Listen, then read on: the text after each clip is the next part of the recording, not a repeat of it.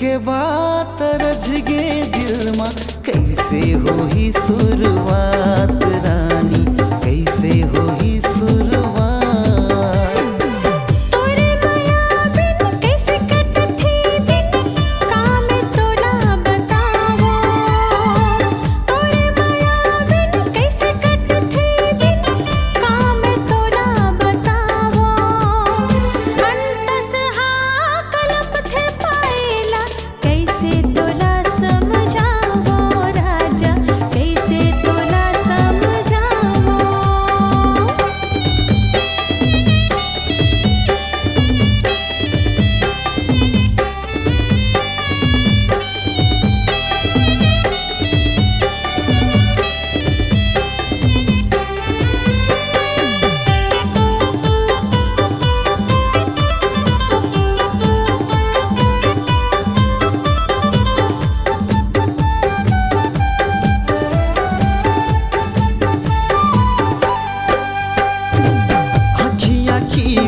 झूले तोरे चेहरा जाग जाग रतिया बहाथो।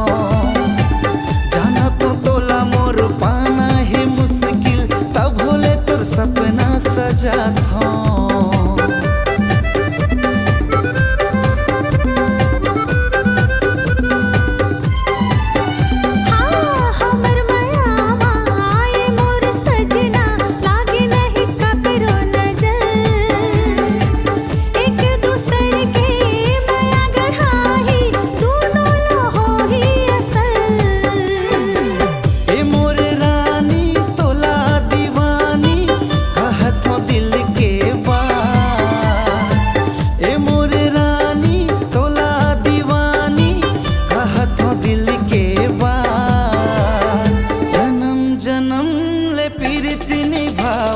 रही वो दोनों साथ साथ रानी, रही वो दोनों साथ साथ।